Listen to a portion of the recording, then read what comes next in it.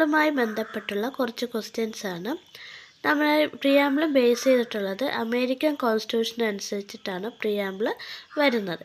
ഇനി നമ്മുടെ ഒരു കോൺസ്റ്റിറ്റ്യൂഷൻ എക്സ്പേർട്ടായ എൻ.എ. പാൽക്കിവാല പ്രിയാമ്പിളിനെ കുറിച്ച് പറഞ്ഞിട്ടുള്ളതെന്ന് പറഞ്ഞാൽ ID card of the constitution എന്നറിയപ്പെടുന്നത് പ്രിയാമ്പിളാണ്.